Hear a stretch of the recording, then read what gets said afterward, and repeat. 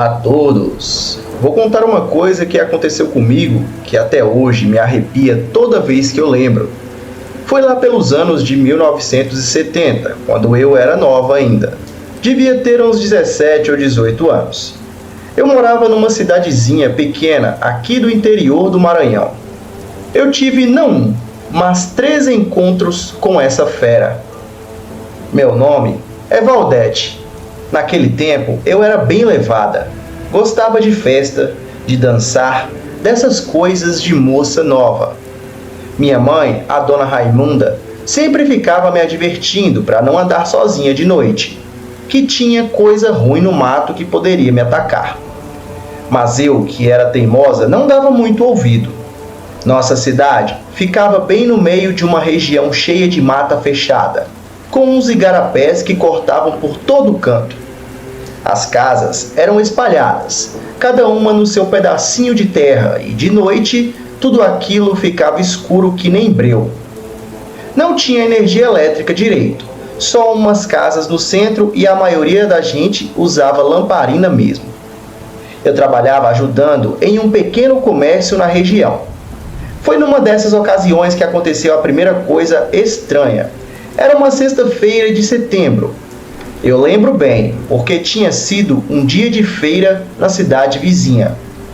A dona Kátia tinha me mandado levar umas coisas para uma mulher que morava pro lado do rio Miarim, uns 3 quilômetros da cidade. Eu fui de tarde quando o sol ainda estava forte, mas na volta já era quase noite. Vinha pela estrada de terra, aquela que corta o meio da mata. E foi quando comecei a sentir que tinha alguma coisa me seguindo. Não era barulho de gente andando, era diferente. Parecia passo pesado, mas meio irregular, como se fosse manco ou machucado. De primeira pensei que fosse algum bicho, talvez uma anta. Mas anta não faz barulho assim. Aquilo ali era diferente. Como se fosse alguma coisa tentando andar igual gente, mas não conseguindo direito.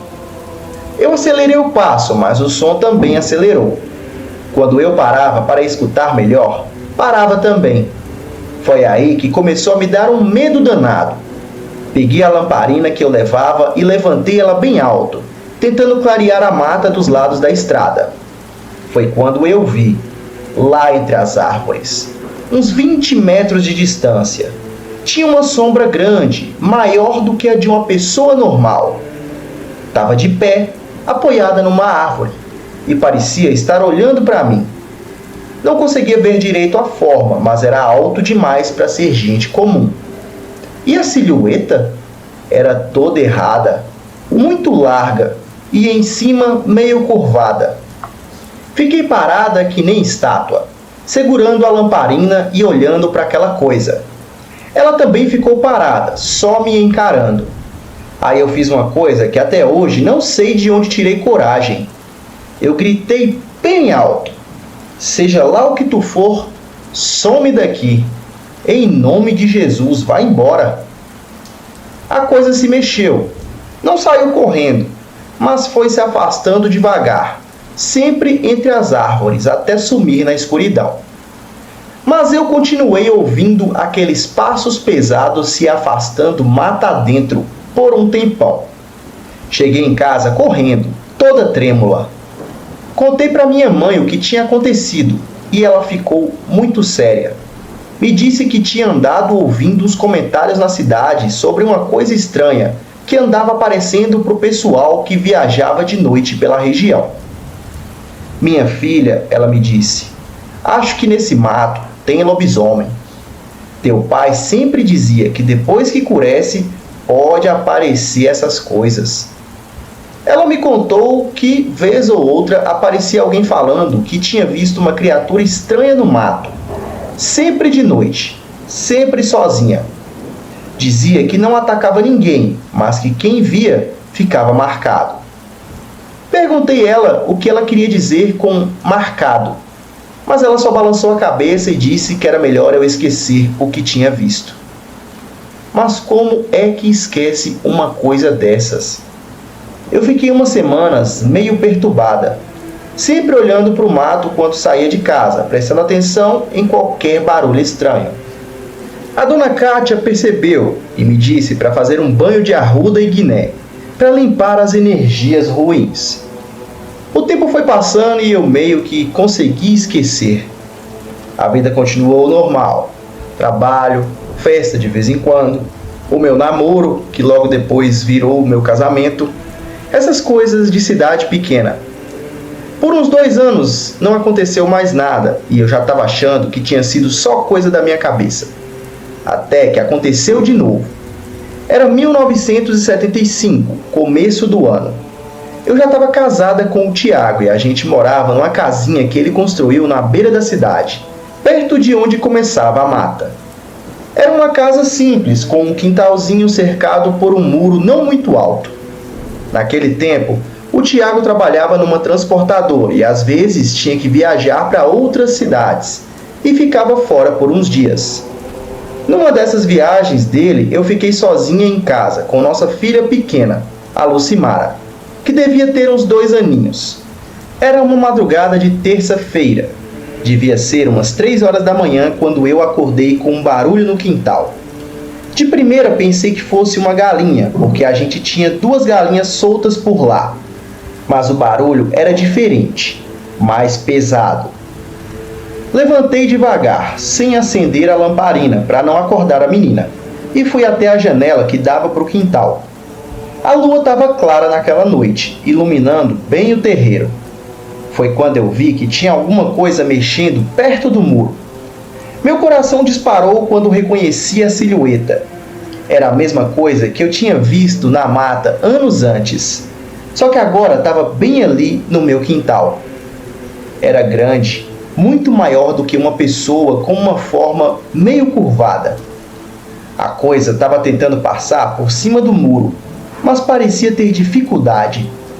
Os movimentos eram estranhos, meio desajeitados, como se o corpo não obedecesse direito. Ficava se apoiando no muro, tentando se impulsionar, mas não conseguia. Eu fiquei olhando pela janela sem conseguir me mexer. Sabia que tinha que fazer alguma coisa, proteger a minha filha, mas o medo era tão grande que eu mal conseguia respirar. A coisa continuou tentando pular o muro por uns minutos, sempre com aqueles movimentos estranhos. E foi aí que a Lucimara acordou e começou a chorar. O choro da menina ecoou pela casa toda, e a coisa no quintal parou na mesma hora. E o pior é que ele virou na direção da casa, como se tivesse ouvido. Peguei a menina no colo, tentando acalmá-la, mas ela continuava chorando. Quando olhei de novo pela janela, a coisa estava parada no meio do quintal, olhando direto para dentro da casa. Mesmo não conseguindo ver o rosto, sentia que ela sabia que eu estava ali, vendo. Foi quando eu lembrei do que a minha mãe dizia, que as crianças veem coisas que os adultos não veem, que elas sentem quando tem alguma coisa ruim por perto. A Lucimara estava chorando desesperada, como se tivesse sentido um perigo. Peguei um terço que ficava pendurado na cabeceira da cama e comecei a rezar em voz baixa. Ave Maria, cheia de graça. A coisa no quintal ficou parada por um tempo, como se tivesse ouvido. Aquilo começou a dar murros na porta, tentando entrar, mas eu dei um grito repreendendo e pedindo para passar no outro dia para pegar sal. Depois, bem devagar, o lobisomem foi se afastando da casa. Passei o resto da noite acordada, segurando a menina e rezando. Só quando o galo cantou e começou a clarear o dia é que consegui relaxar um pouco, mas sabia que aquilo ainda não tinha acabado. Logo de manhã cedo, um caboclo feio que só o cão veio pedir sal. Eu já estava com raiva e saí com o sal e uma faca na mão. Entreguei o sal e disse: "Toma o teu sal, não aparece mais aqui, seu vagabundo. Eu já marquei a tua cara e vou avisar a polícia que tu tá me perseguindo." Eu disse isso apontando a faca para ele. Aquele cara deu um sorriso e foi embora. De fato, eu fui na delegacia e disse tudo. Disse a eles que tinha um cara me perseguindo, mas não falei sobre lobisomem.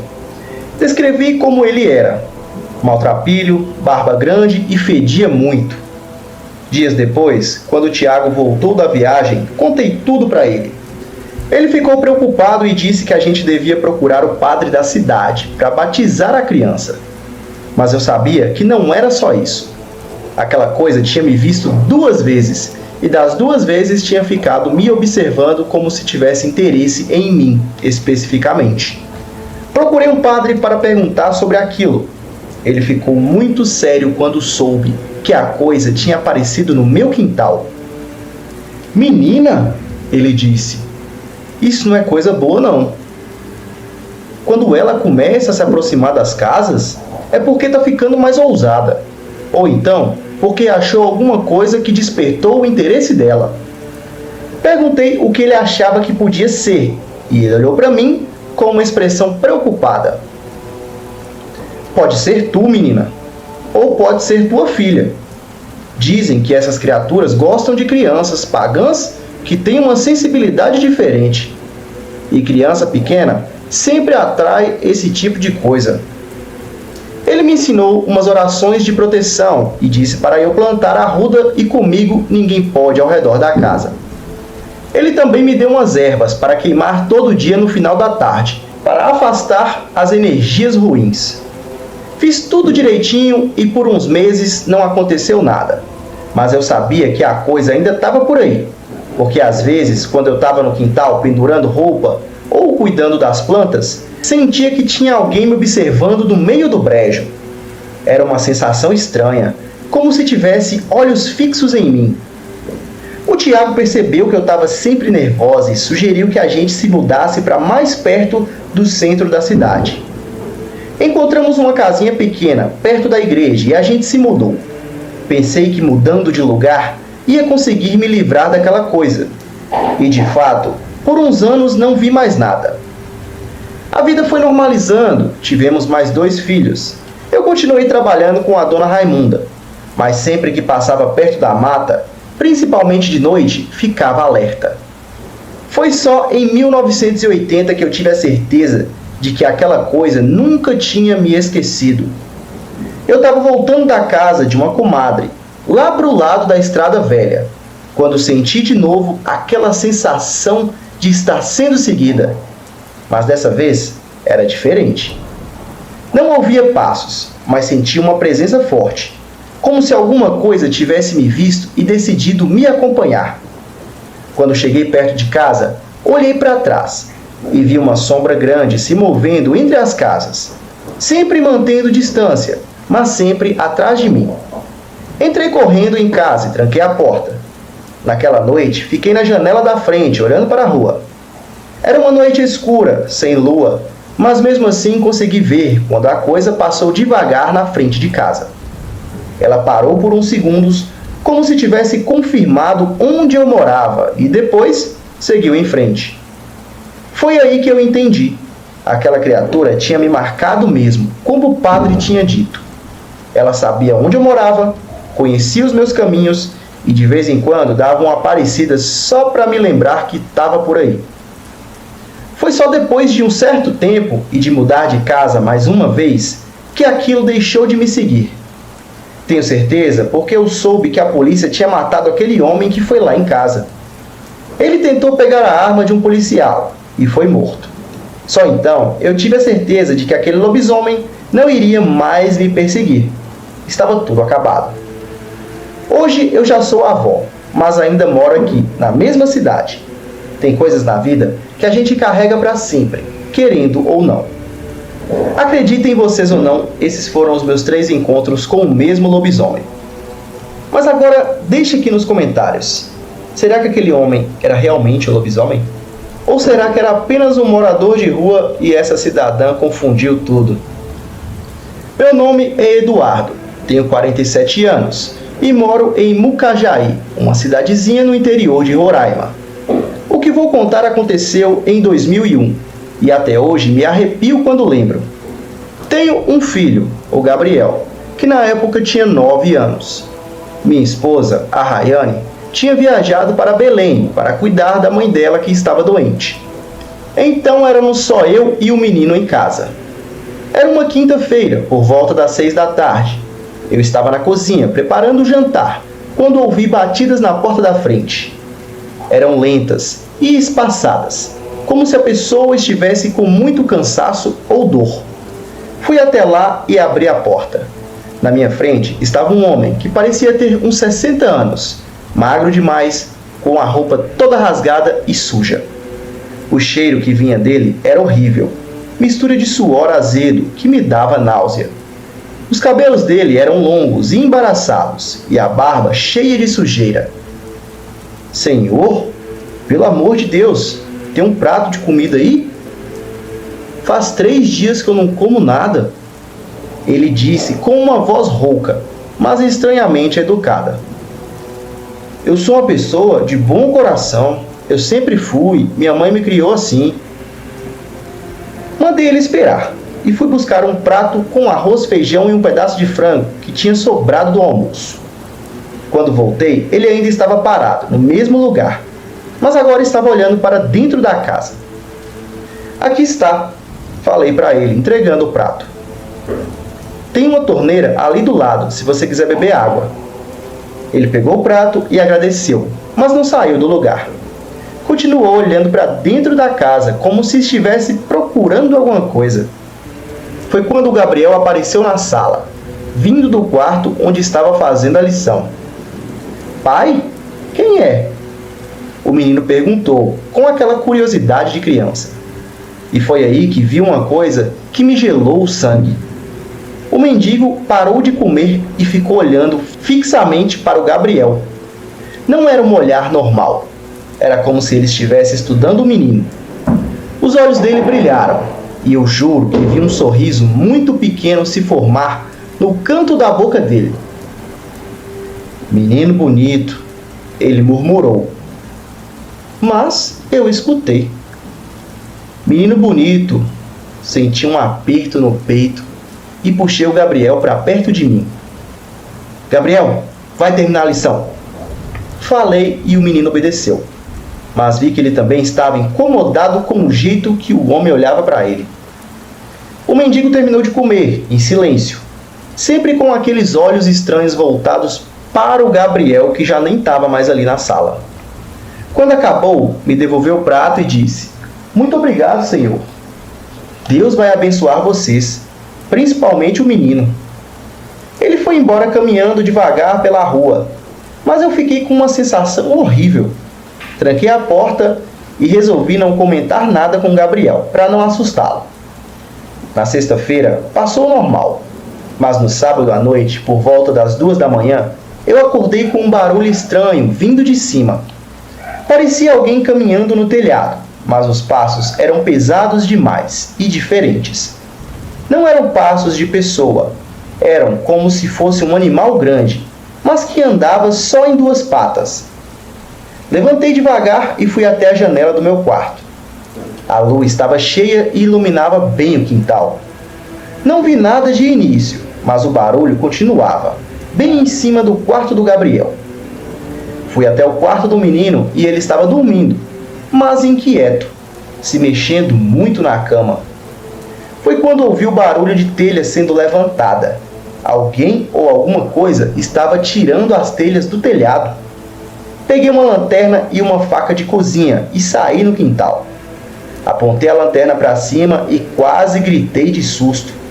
Tinha uma figura agachada no telhado, bem em cima do quarto do Gabriel. Mas não era uma pessoa comum. A coisa tinha o formato de um homem, mas era muito maior. O corpo era coberto de pelos falhados e a cabeça era de um cachorro grande, mas deformada, com um focinho que lembrava de um porco. Quando a luz da lanterna bateu nele, a criatura virou a cabeça para mim, e eu reconheci aqueles olhos azuis transparentes. Era o mendigo. Alguma coisa que tinha sido o mendigo, pelo menos. A criatura rosnou e continuou tirando as telhas com as garras, tentando fazer um buraco para entrar. Eu estava paralisado de medo. mas a preocupação com Gabriel me fez reagir. Sai daqui! Gritei, apontando a faca. Deixa meu filho em paz! A coisa parou e me olhou de novo. Depois abriu a boca numa careta horrível, mostrando uma fileira de dentes afiados, e fez um som que era meio gemido e meio rosnado. Voltou a mexer nas telhas, e foi quando escutei o barulho do motor de um carro se aproximando. Era a viatura da polícia militar que fazia ronda no bairro. Nunca fiquei tão feliz de ver os policiais na minha vida. Socorro, socorro! Tem alguém no meu telhado! Gritei, acenando com a lanterna. Os dois policiais desceram do carro rapidamente. Um deles, que eu já conhecia, pegou a lanterna forte e apontou para o telhado. Meu Deus do céu! Ele gritou. Que diabos é aquilo? O outro policial, mais novo, sacou a arma. Desce daí agora! Ele gritou. A criatura parou, olhou para os policiais e depois para mim. Por um segundo, vi nos olhos dela uma inteligência assustadora, como se estivesse calculando as chances de conseguir o que queria. Depois, num movimento rápido demais para algo daquele tamanho, ela pulou do telhado para o quintal dos fundos.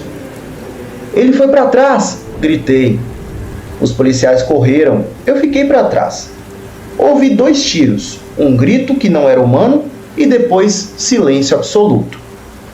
Quando chegaram de volta, um dos policiais estava pálido. Conseguimos acertar, disse ele. Mas a coisa fugiu ferida. Nunca vi nada igual.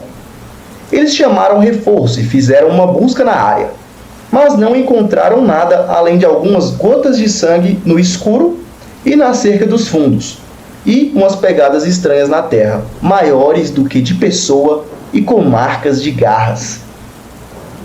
No domingo de manhã, soube que tinha encontrado um corpo na estrada que leva para a cidade vizinha. Era o corpo do mendigo que tinha vindo na minha porta. Ele estava morto, mas não tinha nenhum ferimento de bala. O corpo estava todo decomposto, como se tivesse morrido há semanas, não há 2 dias. Os policiais fizeram um relatório, mas o policial que me procurou depois, em particular, disse para mim: Seu Edgar, oficialmente vamos dizer que foi um animal selvagem tentando invadir a sua casa. Mas entre nós, aquilo não era animal nenhum que eu conheça. E o estranho é que as pegadas e o sangue sumiram de manhã, como se nunca tivessem existido. Mudei de casa 1 mês depois. Não conseguia mais dormir tranquilo, sabendo que aquela coisa tinha ficado ali 2 dias inteiros, estudando minha casa e o meu filho. O Gabriel nunca soube dos detalhes, mas por semanas ele teve pesadelos e dizia que sentia alguém olhando para ele pela janela.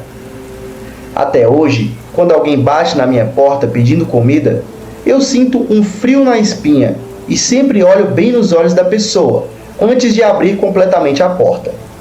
Porque tem coisas nesse mundo que disfarçam de gente necessitada, mas que querem algo muito pior do que comida.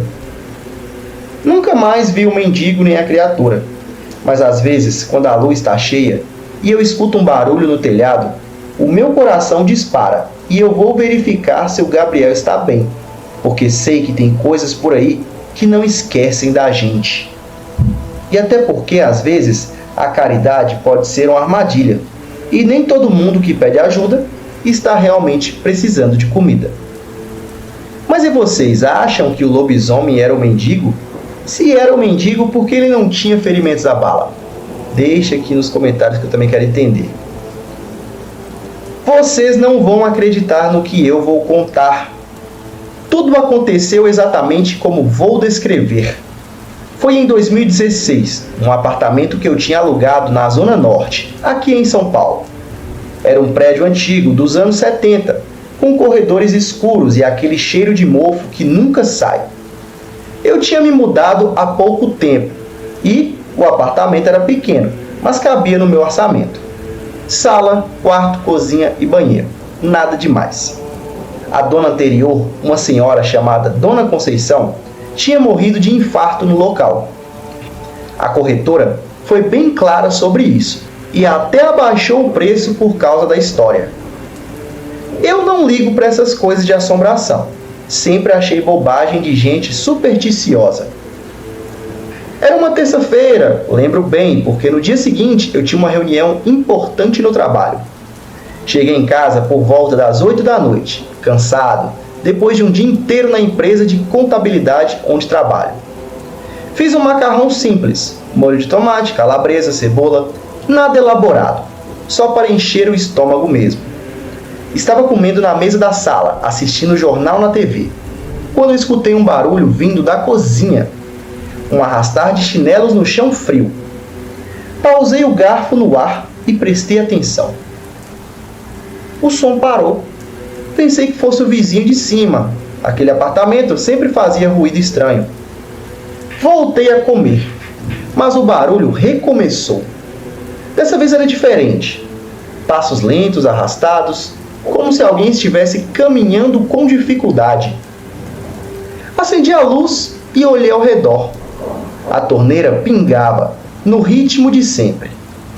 A geladeira roncava baixo. Tudo normal. Quando voltei para a sala, quase engasguei. Havia uma mulher parada na entrada da cozinha. Ela estava de costas para mim, usando uma roupa rosada e chinelos de dedos gasto. O cabelo era grisalho, preso num coque mal feito. Era baixinha, meio curvada, como uma senhora idosa. Eu fiquei paralisado, com o garfo ainda na mão e sem conseguir falar nada. Ela abriu a porta do armário onde eu guardava os pratos e copos. Ficou parada ali por alguns segundos, como se estivesse procurando alguma coisa. E então desapareceu. Não foi como nos filmes, com fumaça ou brilho. Ela simplesmente não estava mais lá. Foi ficando transparente até desaparecer completamente. Eu até pensei que tinha alguma droga na minha comida. Fiquei uns 5 minutos parado, tentando processar o que tinha visto. Meu coração batia tão forte que eu conseguia ouvir da minha cabeça. Pensei em todas as explicações possíveis. Cansaço, estresse, reflexo da TV. Mas eu sabia que tinha visto uma mulher de verdade ali. Voltei para a cozinha com as pernas tremendo. Abri o armário onde ela tinha mexido. Tudo estava no lugar, mas havia um cheiro diferente no ar. Um cheiro podre.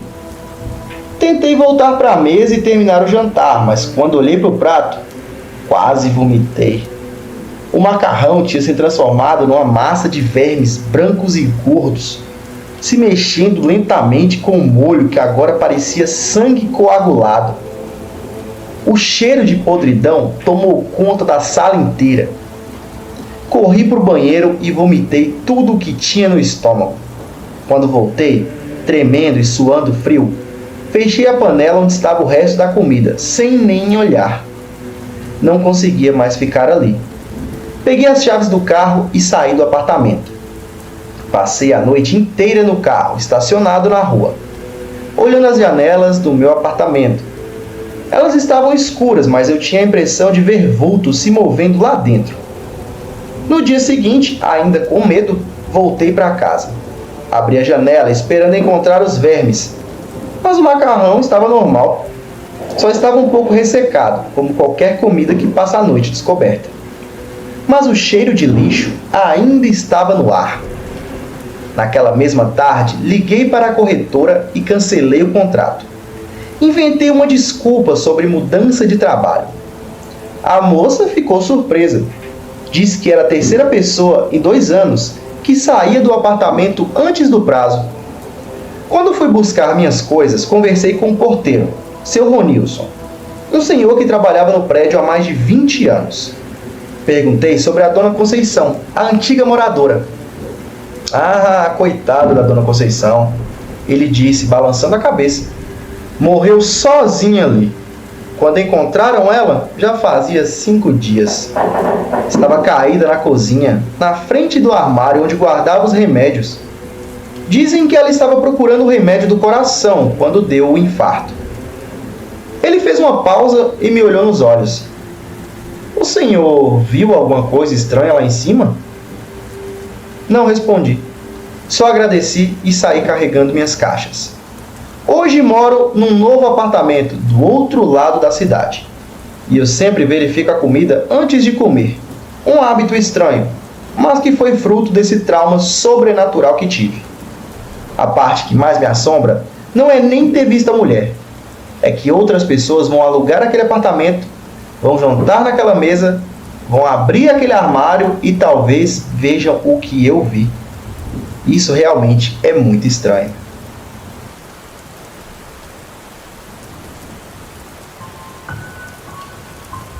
O meu nome é Alice. Tenho 22 anos. E sou a mesma do relato. Sou um lobisomem e odeio Hades Cobb. No último relato, eu contei como os meus avós se conheceram e o porquê de não poderem ficarem juntos. Mencionei a atuação do Discob e da fuga do meu avô para se manter vivo. Contudo, de tanto fugir do Discob, o meu avô se tornou um mendigo que vivia vagando pelas ruas de São Luís do Maranhão. Tudo isso para não chamar atenção. E por algum tempo, a estratégia deu certo. E ele realmente conseguiu ficar imperceptível ao Discob. Como um mendigo, ele contou com a generosidade de muitos. E nas noites de transformação, aproveitava as matas daquela cidade e até as praias que durante a noite ficavam completamente desertas. Então ele se ocultava e vivia a sua animalidade lupina. Ainda no último relato, adiantei que o meu pai conheceu o meu avô e que ele o ajudou no processo de controle de transformações. Finalizei revelando que o meu avô foi assassinado por agentes do Discob, mas não pude explicar como. A minha avó criou meu pai no sul do Maranhão, mas vez ou outra regressava ao Mato Grosso do Sul, já que os seus pais, irmãos e as suas filhas viviam lá. A minha avó tinha pavor do Discob, e pela suspeita do meu pai herdar a sina lupina, ela decidiu o manter o mais afastado possível do Mato Grosso do Sul, só o levando em visitas à sua terra natal. Na primeira fase da lua cheia, quando tinha 16 anos, o meu pai se transformou. O pior é que ele se transformava uma noite seguida da outra. A minha avó não sabia o que fazer. Apenas tentava manter a calma e esperar que ele voltasse são e salvo para casa. Ele chegou a dar prejuízo a alguns sitiantes da redondeza. E apesar de ter consciência, os seus instintos lupino o dominavam. E foi quando a minha avó resolveu passar 2 semanas no Mato Grosso do Sul e depois conhecer São Luís do Maranhão. A intenção era proporcionar relaxamento ao meu pai antes que a fase da lua cheia voltasse. A ideia de passar em São Luís foi apenas para aproveitar as praias e a brisa marítima noturna, já que eles sempre tiveram curiosidade de conhecer o mar. Ao desembarcarem no aeroporto Marechal Hugo da Cunha Machado, a minha avó sugeriu um lanche. E foi quando se encaminhavam à praça de alimentação que ela avistou meu avô dormindo numa das cadeiras do saguão. Então ela mal pôde acreditar, uma vez que o conheceu no Mato Grosso do Sul. Emocionada, ela foi até ele levando o meu pai. O meu avô ficou muito emocionado ao saber que tinha um filho. Chegou a chorar muito e a dizer que Deus lhe deu o maior presente que ele poderia almejar na vida. E diante do reencontro de pai e filho, o meu avô aceitou ir para um hotel com a minha avó. Ela ficou triste ao ver as condições que ele vivia, ao que ele explicou que, como um mendigo, ele conseguiu prolongar a sua vida. Mencionou que nunca a esqueceu e que ela estava muito linda. Perguntou se ela havia casado e tinha outros filhos. E nisso ela ficou emocionada. E contou que depois dele não quis saber de homem algum, pois nunca o conseguiu esquecer. Diante disso, eles se amaram por um mês. E durante esse tempo, o meu avô ficou sabendo que o meu pai tinha um sangue lupino ativado. E até o levou a alguns lugares onde podia sofrer a transformação sem chamar a atenção de ninguém. E ainda por cima, ter fartura de caças. Sorrindo, o meu avô até comentou que se alimentava muito melhor como lobisomem do que como mendigo. Ele ensinou meu pai a refrear os seus instintos de soltar uivos. Bem, como também resistia à fome desenfreada da transformação para avaliar os riscos da caçada. Mas o mais importante foi conter a transformação. Daí, o meu pai só conseguia se transformar na última noite de lua. Aquilo foi algo realmente importante. Mas como meu avô explicou, conter uma ou duas fases era possível. Mas a terceira fase ficaria muito mais difícil. Porém, assim que o corpo se acostumasse, o meu pai poderia até obter transformações voluntárias, mesmo que não fosse lua cheia. Fascinado, o meu avô notava o quanto meu pai era disciplinado e a facilidade de obter a confiança dele. Muito emocionado, ele abraçava o filho e não parava de admirá-lo. Dizia que não esperava outra felicidade na vida e que se morresse estaria realizado, pois soube da existência do seu único filho. Ele contou que foi pai de uma garota chamada Clara. Mas isso foi antes de conhecer a minha avó. E o Descobre lhe havia tirado a alegria de ser chamado de pai e poder amar um ser originado dele. Contudo, Deus e a minha avó lhe devolveu essa felicidade, mesmo quando ele não tinha mais esperança de nada. Confessou que tinha muito a agradecer, pois mesmo sem ele merecer ou ter feito algo pelo meu pai, pôde conhecê-lo e contar com seu respeito e carinho de filho, mesmo ele não passando de um mendigo sem importância alguma. O meu pai alegou que para ele, o meu avô era muito importante. Lembrou que sabia do motivo dele não ter podido conviver ao seu lado. E que apesar de tudo, o meu avô apareceu no momento em que ele mais precisava. Sem mencionar que sempre teve curiosidade de conhecê-lo e saber como ele era. Além de muito parecidos fisicamente, os dois eram muito emotivos e tinham muita afinidade. Tanto que em apenas um mês puderam viver tudo que o Descobre não permitiu. O meu pai pôde matar toda a carência que sentia de um pai. E ouviu a frase que sempre desejou ouvir dele: "Eu te amo. Você é a coisa mais importante da minha vida."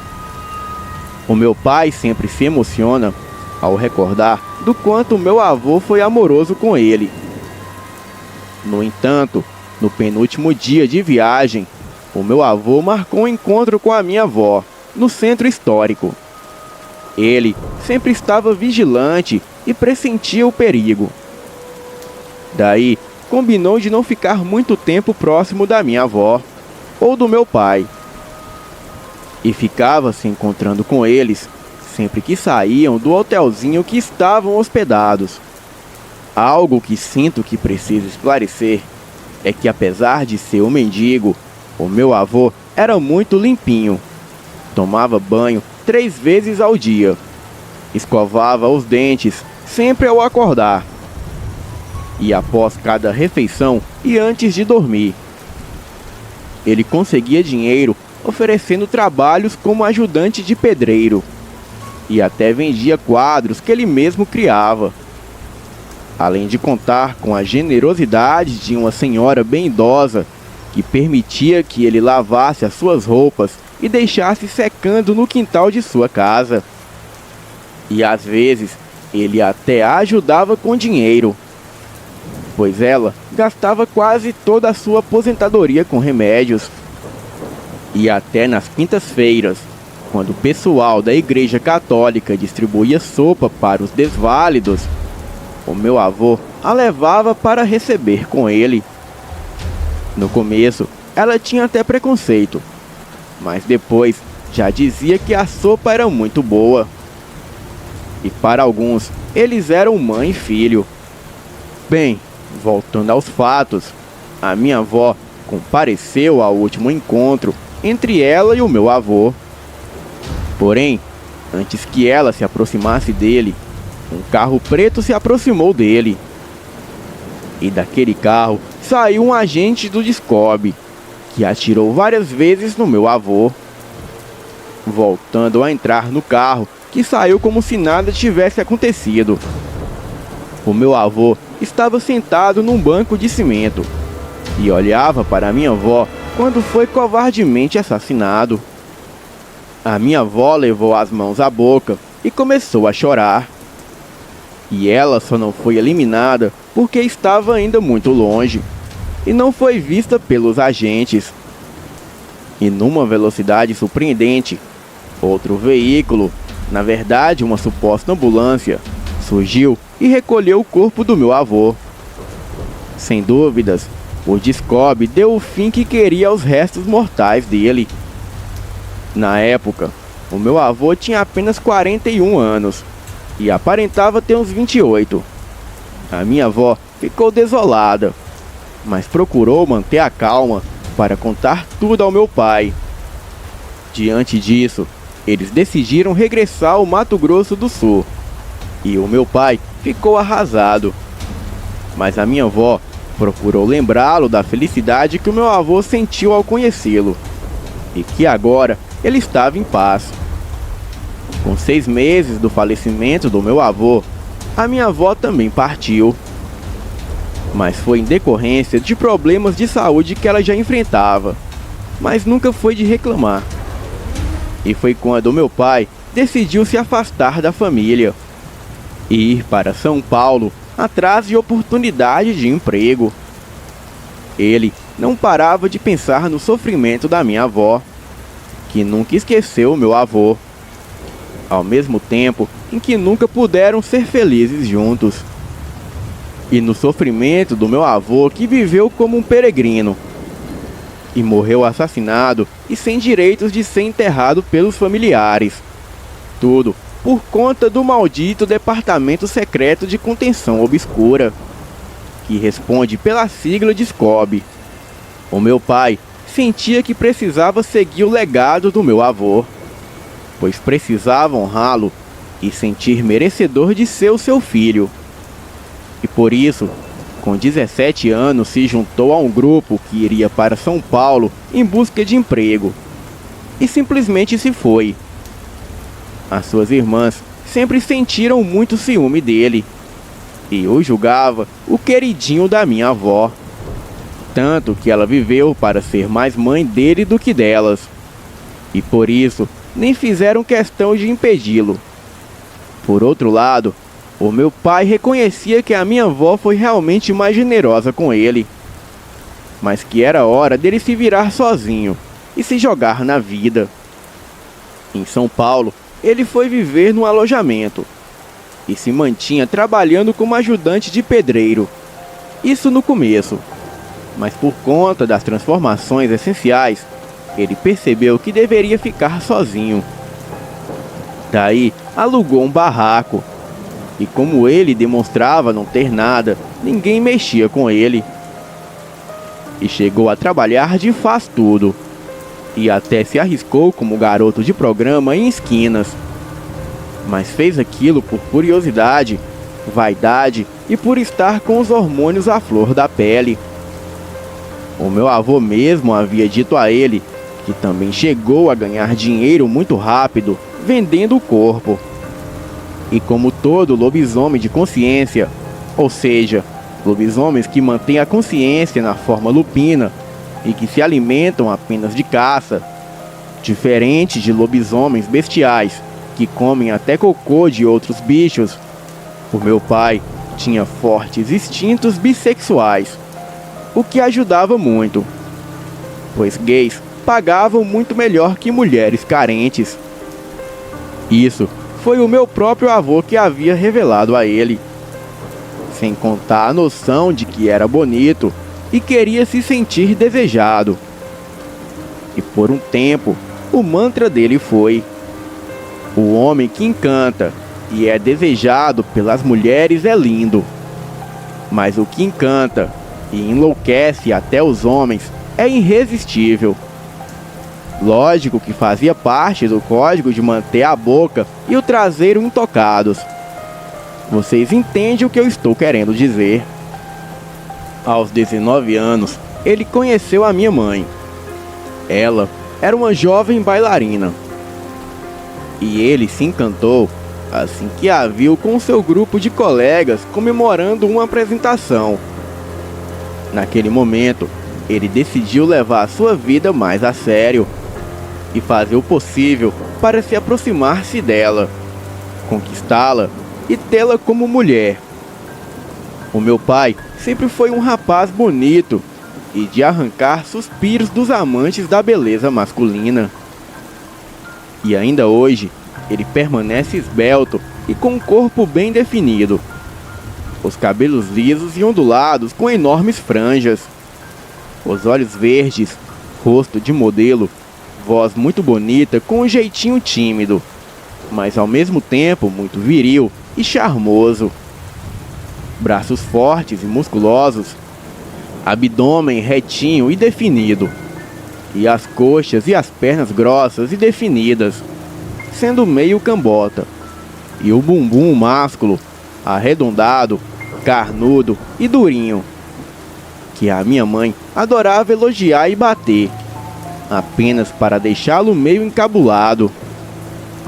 Contudo, a beleza ajuda, mas a estratégia é o que realmente garante o sucesso.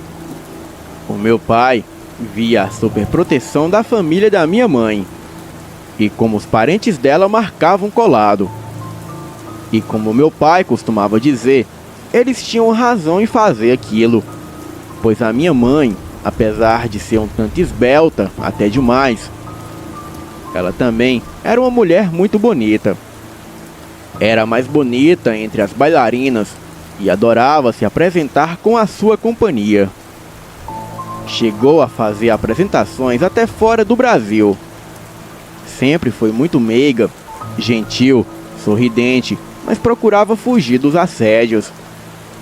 O meu avô fazia questão de acompanhá-la de perto.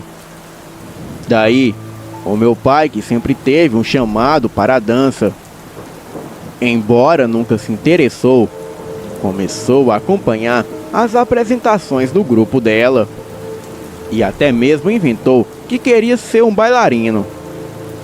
E como era um rapaz jovem, mais estratégico, ele se aproximou de um colega dela que era gay, jogando seu charme para o rapaz, pois sabia que rapazes gays eram mais fáceis de acolher pessoas e dar oportunidades a elas.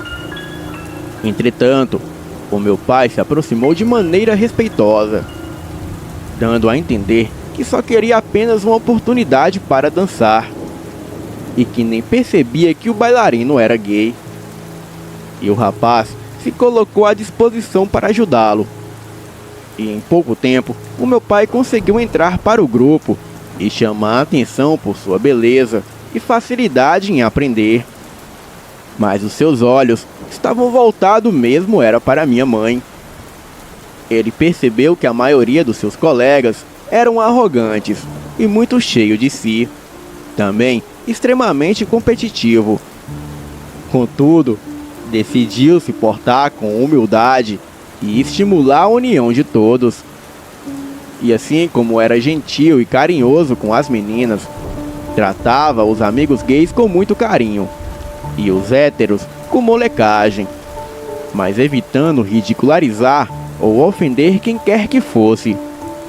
Mas todos perceberam que ele estava de olho na minha mãe. E apesar dele não esconder que financeiramente era o mais pobre, a minha mãe não resistiu às investidas dele e ambos acabaram namorando. O meu avô materno tinha um sonho de ter uma bela propriedade no campo para passar alguns finais de semana e até mesmo receber os amigos. E com o tempo, o meu pai revelou que a sua origem era interiorana e que também conhecia muito a vida no campo. O meu pai passou 3 anos na companhia de dança e só abandonou porque conseguiu se casar com a minha mãe e decidiu viver no campo. Os meus avós maternos até comentavam que não sabia qual era a mágica que o meu pai tinha, pois ele conquistava e cativava a todos à sua volta. O maior desafio do meu pai foi revelar à minha mãe que era um lobisomem, se bem que ele sempre chamou a atenção de todos por sumir do nada e só aparecer dias depois. Ele inventava desculpas, mas na verdade precisava ceder às transformações. E foi quando o meu pai chamou a minha mãe para uma conversa e avisou que a amava muito. E por isso, só se casaria com ela depois de revelar o segredo mais difícil de sua vida. Lógico que ela não acreditou que ele fosse realmente um lobisomem. Mas ao vê-lo se transformando, ela quase teve um ataque do coração. Mas ainda assim, depois de 2 dias fugindo dele, ela confessou amá-lo muito para romper o que tinham. Contudo, só queria que ele não a comesse. Porém, apressou-se em explicar que não queria ser comida no sentido de servir de alimento, e não no sentido de ser satisfeita sexualmente. O meu pai começou a sorrir e disse que até respirou aliviado com a explicação dela, pois ele era muito viciado em comê-la e não sabia o que fazer se ela parasse de ceder a ele. Depois pediu para ela não se preocupar, pois ele só a comeria no sentido sexual mesmo. A minha mãe é 2 anos mais velha que ele, e aos 25 anos lhe deu o primeiro filho. E como meu pai conhecia significados de nomes lupinos, decidiu chamar o seu primogênito de Muriel, que significa o anjo das muralhas ou aquele que me protege. O Muriel nasceu no hospital, e para garantir que tudo transcorresse bem, a minha mãe se mudou no último mês da gestação para a casa dos seus pais, na cidade. O meu pai preferiu ficar cuidando do sítio e motivando seus trabalhadores a dedicarem-se aos afazeres. Por outro lado, ele precisava fechar acordo para escoamento de queijo e outros produtos que produzia. Sem mencionar, devolver aos meus avós tudo o que investiram na compra e reforma da propriedade. E com o mês do nascimento do Muriel, o meu pai conheceu uma cigana de idade avançada, chamada Filomena. Ela tinha conhecimento de magia lupina, e enquanto ele negociava uma cria de porcos com ela percebeu pelas sutis características e gestos que ele era um lobisomem. Então o chamou para conversar e, o confrontando, alegou que sabia que ele era um lobisomem, mas que só estava dizendo aquilo para ajudá-lo no que ele precisasse, pois ela percebeu que ele não tinha muita experiência em disfarçar algumas reações. E assim que soube que ele tinha um filho com a minha mãe, ela explicou dos perigos de um lupino engravidar uma simples humana. E foi quando ele soube do risco de transformação da mulher em uma lupina louca. Entretanto, a dona Filomena o acalmou e explicou que do Muriel a minha mãe estava fora de perigo, pois o risco só ocorre em gestação múltipla, principalmente se um dos bebês ou todos os bebês forem meninos. E caso serem duas meninas, é muito raro que aquilo aconteça. Revelou que a alta dose de testosterona lupina no sangue da mãe era o que ocasionava tal mutação. Contou que ela era uma parteira de mão cheia e já havia feito partos de crianças lupinas, bem como já havia feito acompanhamento com mães em risco de transformação em lupina louca. E com um jeito meio descontraído, comentou que o meu pai era um homem e tanto, fazendo referência à sua beleza e virilidade. Então, explicou que pela juventude dele e da minha mãe, o mais provável era que tivessem mais filhos. De fato, ela estava coberta de razão. E depois do Muriel, de 2 em 2 anos, a minha mãe dava à luz. Sendo que na última gestação, assim que a cigana viu a expressão pálida e a fraqueza que a minha mãe sentia, foi logo dizendo que era uma gestação gemelar e com o risco de transformação. Ela foi logo avisando o que precisaria ser feito. E além de alguns chás e uma dieta com proteína específica, a minha mãe passava por sessões de oração cigana. O parto foi feito em casa e surpreendentemente foi muito tranquilo. A velha cigana foi quem ajudou e o Roniel nasceu 45 minutos antes que eu. E como tinha conhecimento do significado lupino dos nomes, o meu pai deu a todos os filhos um nome de forte significado. Fez isso para que sempre pudéssemos contar com a proteção divina dos anjos. Diante disso, farei uma ressalva para o significado dos nomes de todos os filhos dos meus pais. Não mencionarei o Muriel, porque já o fiz. E também, os nomes serão colocados por ordem de nascimento. Sendo assim, estes foram os nomes dados: Taciel, que significa o anjo do triunfo e aquele que brinda; Suziel, que significa o anjo das direções, aquele que orienta; Gatiel, que significa o anjo dos portões e aquele que dá o escape; Jadiel, que significa o anjo das joias e aquele que fascina e deixa marcas; Caliel, que significa o anjo da superação e aquele que regressa para conquistar; Roniel, que significa o anjo dos perdidos e aquele que concede os sonhos.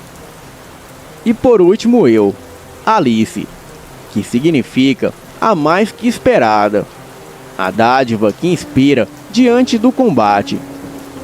E como já mencionado no relato passado, todos nós nascemos com a sina lupina ativada. E todos a partir dos 14 anos tivemos a nossa primeira transformação. O nosso pai sempre foi muito presente e nos ajudava, oferecendo animais para que comêssemos antes de sairmos para caçar.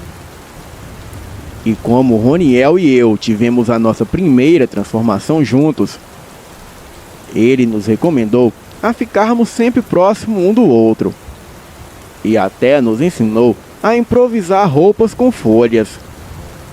Nossos pais sempre foram muito preocupados conosco, e o nosso pai era até mais dedicado a nós do que a nossa mãe.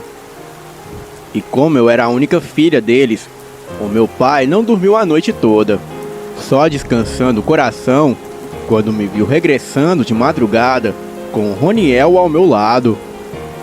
Ele foi logo nos oferecendo um chá de desintoxicação e perguntando se comemos apenas caças frescas. Explicamos que sim, e nisso ele quis saber até onde fomos e se nos expomos a algum perigo. A nossa mãe sempre ficava preocupada a cada primeira transformação.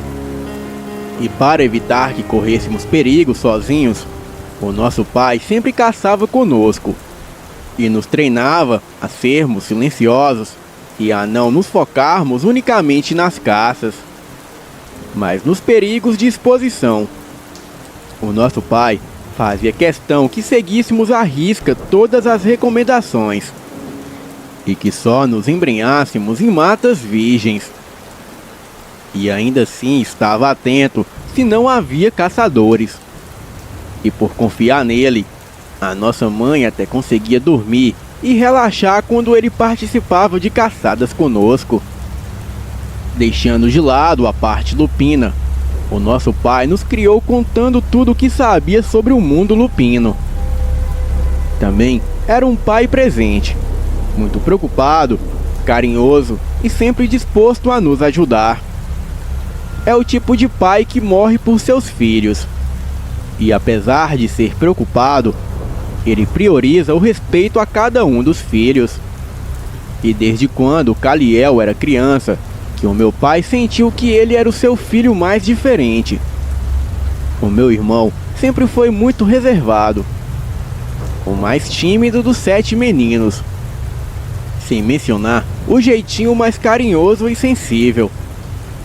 A nossa mãe ensinava balé na escola da vila, e o Caliel adorava dançar. E também sempre se mostrou mais sensível à crítica dos meninos. E com apenas 9 anos de idade, ele já reparava muito nos outros meninos. E também tinha um jeitinho meio afeminado.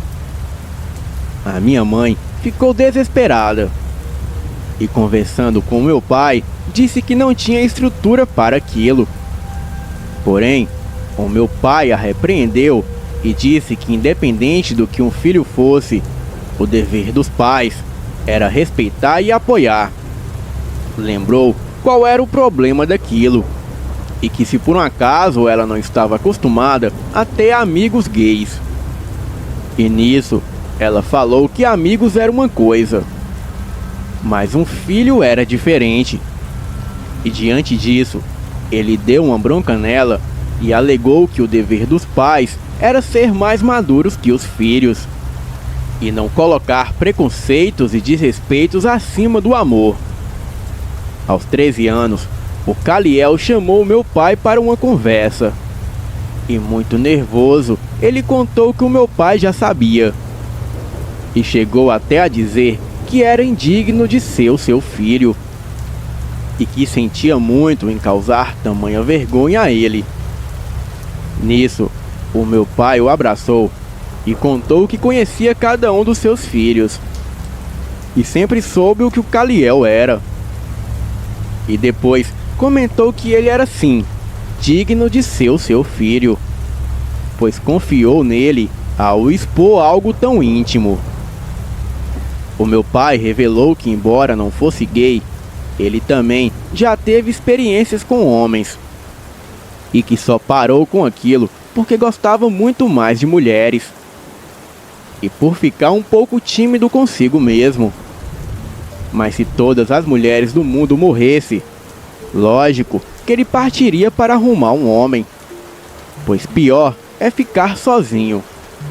Caliel até sorriu do que o meu pai falou. E quando os demais irmãos souberam, ninguém estranhou ou mesmo criticou. Apenas a nossa mãe alegou que ficaria sem jeito se os seus pais soubessem. Diante disso, o meu pai alegou que o pai do Caliel era ele, e que lógico que não sairia contando nada por respeito à decisão do Caliel, pois era ele que tinha o direito de se expor a quem bem entendesse. Contudo, o meu pai não aceitaria nenhuma falta de respeito a filho algum. E quem não gostasse ou respeitasse os seus filhos, ele não queria saber de amizade. E como nosso pai sempre nos ensinou a trabalhar com responsabilidade e dedicação, o nosso sítio sempre teve um alto padrão de higiene e qualidade. E com a compra de equipamentos e até a oportunidade do cliente conhecer o nosso sítio, ganhamos famas e fechamos bons contratos. Neste período, Alguns dos nossos irmãos já tinham mulheres e até casa na nossa propriedade, pois com o tempo, o meu pai começou a comprar terras de vizinhos e foi aumentando o nosso sítio até que o sítio chegou ao patamar de uma fazenda. E foi neste período que apareceu o tal do Adriano Gardênia. Ele dizia um homem de negócio e visão, e começou a oferecer dinheiro para comprar as terras das redondezas. E de acordo com alguns fazendeiros, ele alegava que ao invés de explorarem a terra como deveria, os fazendeiros da região ficavam plantando mato e criando bichos idiotas. Segundo ele, quem tinha juízo investiria em mineração. E quando soube dos planos dele, os fazendeiros se recusaram a vender as suas terras, pois sabiam que mineração acaba destruindo o solo, poluindo rios e tornando as terras impróprias. Adriano Gardênia andava com alguns guarda-costas, e não custou muito para conseguir a antipatia de todos, pois não passava de um abusado e só queria se vestir bem, andar mostrando dinheiro e joias de ouro, e ficava tomando gosto com as mulheres. Um sitiante desesperado para morar com os parentes em outra cidade, vendeu a sua propriedade para ele. Mas Adriano Gardênia alegou que ali não tinha nada. E meses depois, ele decidiu morar no tal sítio com a mulher e seus 5 filhos. A primeira coisa que ele fez que desagradou meu pai foi tomar gosto com a minha mãe na escola. Isso no dia que foi matricular o Amsterdã, o seu filho caçula de 17 anos. Quando soube disso, o meu pai foi até ele tomar satisfação. Ao que ele disse que não tinha culpa da minha mãe ser gostosa. E quem mandava ao meu pai ser um imbecil que deixava a minha mãe andar vestida como uma bailarina e se abrindo toda, mostrando seus atributos de graça? O meu pai não ouviu mais nada e partiu para cima do Adriano, desferindo socos, chutes e por pouco quase o estrangulou. Adriano não se intimidou no começo da briga, mas levou a pior. Inclusive, perdeu 2 dentes. Um dos homens quis atirar no meu pai, mas ele não permitiu. Disse que adorava uma boa briga e que ter apanhado para um fazendeiro matuto só o deixou mais contente, pois sabia muito bem o que fazia para tirar o matuto do sério. Uma semana depois, ele apareceu na casa do meu pai, oferecendo dinheiro para comprar sua propriedade. Ao que parece, ele não sabia que o meu pai era dono da terra. E ao reconhecê-lo, alegou que começaram com o pé esquerdo. Lógico que o meu pai não quis conversar com ele e o tocou para fora de nossas terras. E foi quando ele disse que o meu pai era um homem de sorte, mas não sabia aproveitar nada que tinha, nem as terras e nem a mulher. O Muriel foi quem segurou o meu pai. E foi quando o Adriano deu uma piscadinha para ele, e o olho esquerdo dele ficou vermelho. Naquele momento, o meu pai percebeu o que ele realmente queria. E nisso, ele decidiu nos reunir e contou que agora sabia o que tinha por trás de tantas provocações. Adriano Gardênia era um cane. E mal ele calou a boca, e nos aparece a nossa velha cigana, a dona Filomena, querendo falar com ele. Ele ficou intrigado, ao que ela contou que assim que soube da briga do meu pai com o novato do vilarejo, decidiu consultar algumas entidades ciganas. E foi quando foi informada que estávamos correndo grande perigo, pois as entidades contaram que o antigo sitiante que vendeu a propriedade para o Adriano Gardênia estava morto. Ela contou que as entidades levou seus olhos para presenciar o momento em que o sitiante fechou o negócio. Ele recebeu o dinheiro e assinou a documentação. E depois o homem foi abordado no caminho, onde teve o seu dinheiro roubado por um grupo de 4 pessoas e um carro vermelho. O sitiante foi roubado, levado para a mata, foi morto e enterrado. A última visão da dona Filomena foi Adriano Gardênia sorrindo com todo o dinheiro na mão. Ela contou que nessa última visão, ele tinha os olhos vermelhos como um demônio. Bem, ela tinha dúvidas, mas ao passar pelo carro dele na estradinha, o seu amuleto contra Cane se ativou.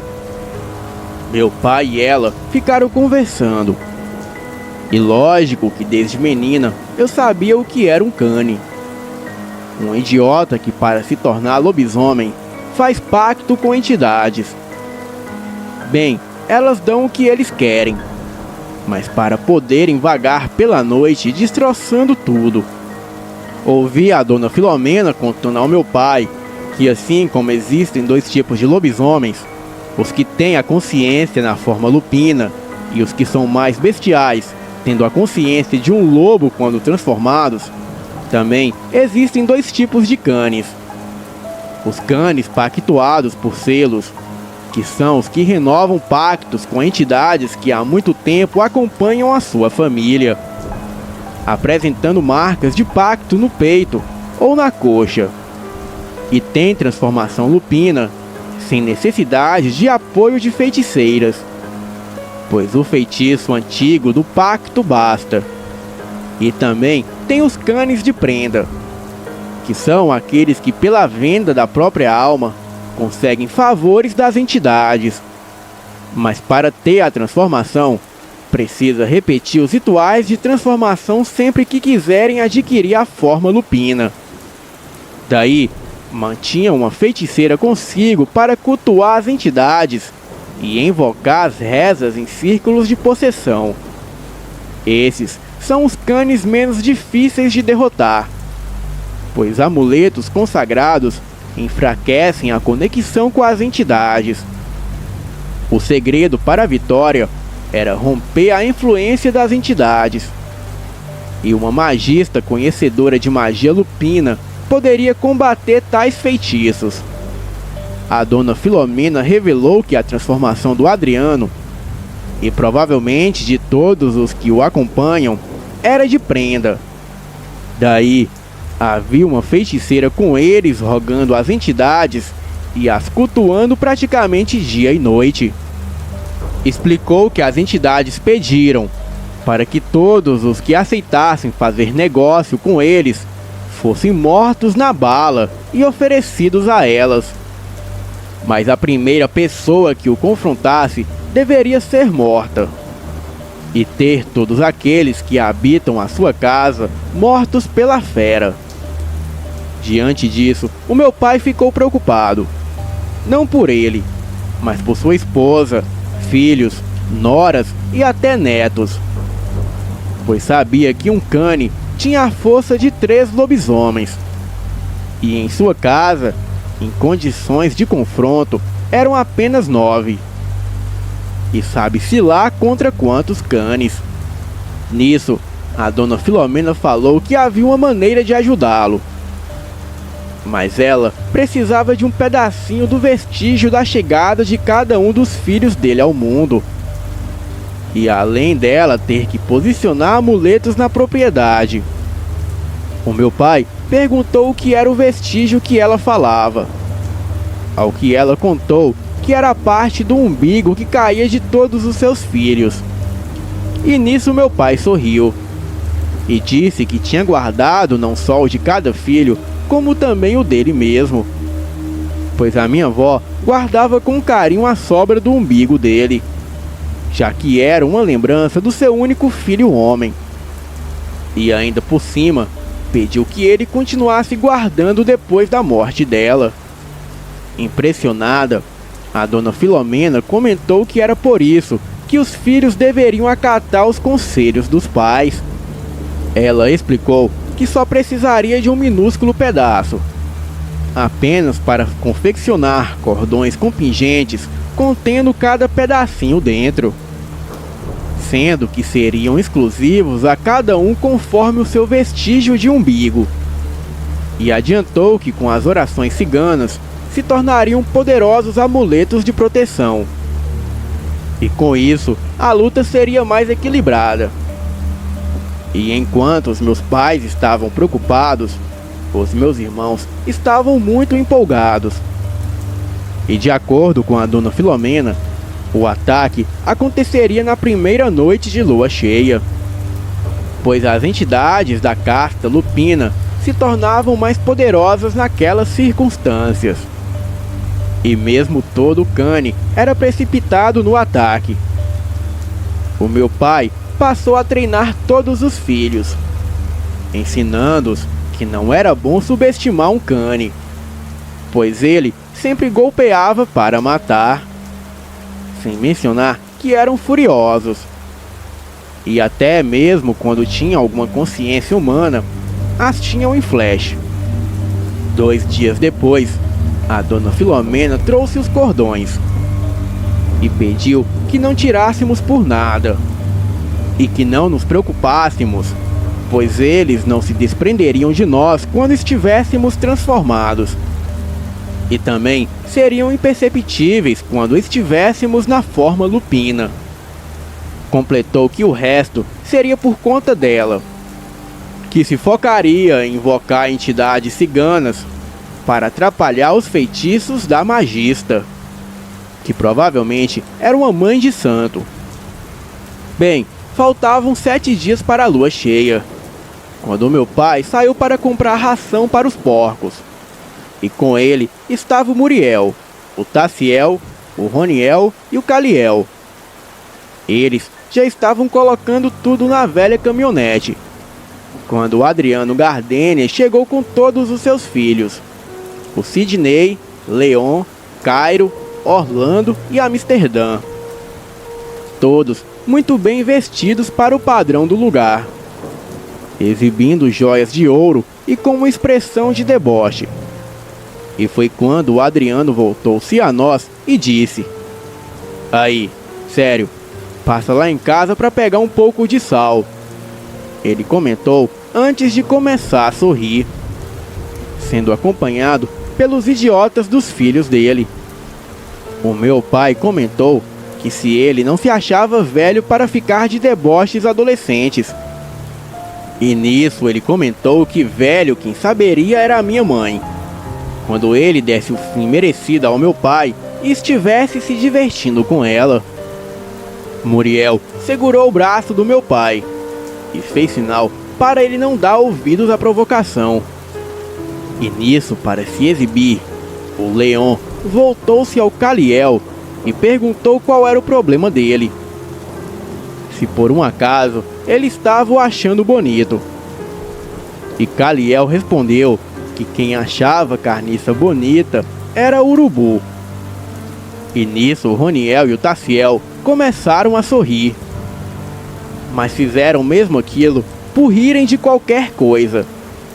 E diante disso, o Sidney comentou que era para eles sorrirem mesmo, e sorrirem bem, pois daqui a uns dias seria ele que estaria sorrindo na sepultura de toda a nossa família. Depois disso, eles se dirigiram à loja de artigos religiosos ao lado. Roniel e Muriel iam sentados na carroceria juntamente com as rações, enquanto Taciel e Caliel iam dentro da cabine com o nosso pai. E foi quando o nosso pai comentou que, pelo jeito, o Adriano iria arriscar a vida dos próprios filhos no ataque, pois todos estavam com cheiro de enxofre, o que deixa claro que estavam fazendo rituais de preparação para receberem as entidades. Nossa mãe estava muito preocupada, mas o nosso pai pediu para ela ter fé. E foi quando Caliel decidiu dar umas voltas de bicicleta e se deparou com Amsterdã. Ele pediu para falar com Caliel e disse que era melhor toda a nossa família ir embora. e deixar a fazenda. Caliel lembrou que o pai dele era quem deveria ir embora, já que foi ele que apareceu faltando com respeito a mulheres alheias, se exibindo e caçando confusão. E foi quando ele disse que a minha família não conhecia o pai dele, e que ele já havia visto o pai fazendo muitas maldades, por puro prazer. Caliel perguntou se foi o pai dele que o mandou para ver se nos assustava.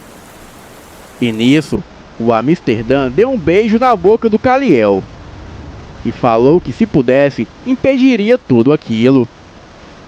E depois disso, ele saiu correndo, deixando Caliel sem ação e muito sem jeito. Na primeira noite de lua cheia, o nosso pai repassou tudo o que combinou conosco. Duas das minhas cunhadas reuniram todos os nossos sobrinhos no porão e ficaram os distraindo enquanto isso. A dona Filomena, a nossa mãe e mais duas cunhadas ficaram no quarto preparando tudo para os rituais de apoio. E foi quando fomos para a porta de casa e arrancamos as nossas roupas. Em respeito a algumas meninas que acompanham o canal e são muito curiosas, sim, os meus irmãos são muito bonitos, esbeltos e um tanto musculosos. E todos têm os corpos definidos, abdômenes retinhos e cheios de gominhos de músculos. São bundundinhos, com coxas e pernas grossas, e são meios cambotas. E também são muito avantajados nas partes íntimas, assim como meu pai. E em pouco tempo começamos a sentir o nosso corpo esquentar. E foi então que iniciou o processo de transformação. Mal havíamos acabado de assumir a forma lupina, e o cheiro de carniça e sangue dos canes foram percebidos. O meu pai tomou a frente no contra-ataque, e fomos para o inevitável confronto. E para nossa surpresa, nos deparamos com 10 canes, sendo que só estávamos em 9. Aqueles seres sujos e nojentos pareceram mais furiosos, e ao nos ver, eles vieram babando, rosnando e tentando nos confundir com seus olhos vermelhos. No entanto, cinzas de altar cigano havia sido passado em nossas pálpebras, e também tínhamos os nossos cordões. Além disso, os amuletos e a oração cigana estavam em ação. O meu pai se jogou contra um dos canes, o acertando uma mordida no pescoço. E furioso, enterrou a garra no peito do bicho. O outro cane o atacava por trás dando patadas, e com as garras afiadas, arrancando pelos e sangue. No entanto, o meu pai só se voltou a ele quando arrancou o coração do primeiro cane, que soltou um grunhido e morreu. O meu pai estava bem ferido, mas lutava ferozmente contra o segundo cane. Muriel foi o único irmão que, com um só ataque, destroçou seu oponente. E então correu para auxiliar o nosso pai. E se não fossem os rituais, os amuletos e todas as proteções ciganas, estaríamos perdidos. Pois a força de um cane é o triplo da força de um lobisomem natural. Porém, as proteções e orações iam os enfraquecendo a cada momento que eles ficavam entre os amuletos. O cenário era terrível. Sangue, grunhidos, patadas, mordidas e vários odores espalhados. Os canes não se intimidavam, apesar de estarem levando a pior. E foi quando acertei uma bela mordida e saí rasgando o meu oponente. E logo percebi que ele estava se entregando. E aproveitei para finalizar. Com o tempo, restaram apenas 6 canes. E foi quando notamos que eles pareciam mais fortes. Foi quando vi que a maldita feiticeira havia rompido o quadrado, recolhendo um dos amuletos. Não tive dúvidas do que fazer. e parti com tudo para cima dela. Até mesmo porque o líder dos canes parecia prestes a matar o meu pai e o Muriel. Sem mencionar os meus outros irmãos que estavam quase morrendo. A feiticeira sacou uma arma e atirou. O projétil passou raspando. Mas o meu prazer foi destroçar aquela maldita. E devido a isso, os canes perderam todo o vigor e começaram a estremecer. E aquele foi o fim de quase todos. Menos do cane que enfrentava o Kaliel, pois o meu próprio irmão o protegia, chegando inclusive a atacar o Roniel. Ficamos chocados ao ver aquilo. E foi quando a magia lupina dos canes se esgotou e todos voltaram à forma humana.